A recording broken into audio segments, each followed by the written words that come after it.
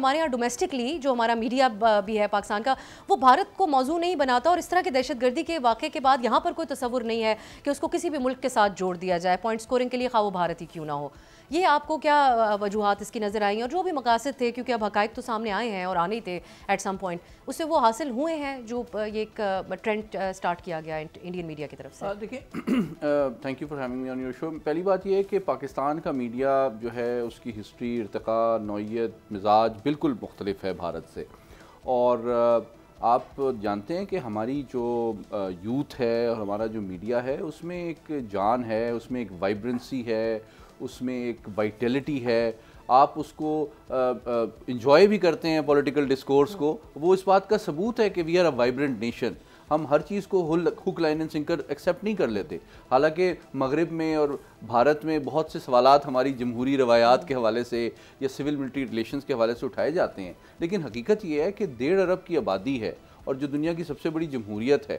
وہاں پہ آپ کو لگتا ہے کہ سانپ سونکھ جاتا ہے جب بھی بھارت کے حوالے سے کوئی حقائق دنیا کے سامنے آتے ہیں. اور جب بھی جھوٹ کا سہارا لینے کی کوشش کی جاتی ہے تو بھارتی میڈیا تمام تعلیمات, جمہوری روایات, ہیومن رائٹس سے بالاتر ہو کے ریاستی جو پالیسی ہے, چاہے وہ جبر پر مبنی ہو, چاہے وہ دھونس دھاندلی پر مبنی ہو, چاہے وہ ہیومن رائٹس کی وائلیشن پر مبنی ہو, یا خود میڈیا جو ہے بھارتی میڈیا جو ان کے اپنے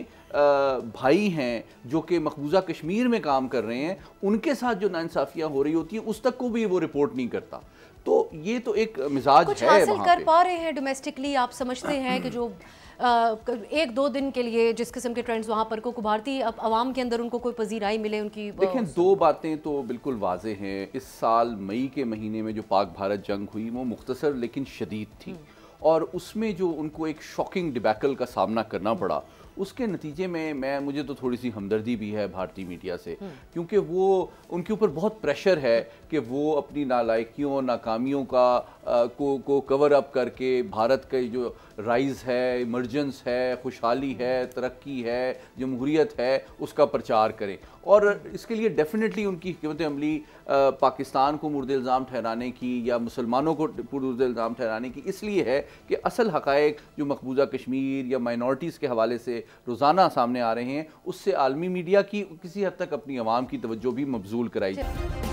سبسکرائب کریں اور بیل دبائیں تاکہ کوئی خبر رہ نہ جائے.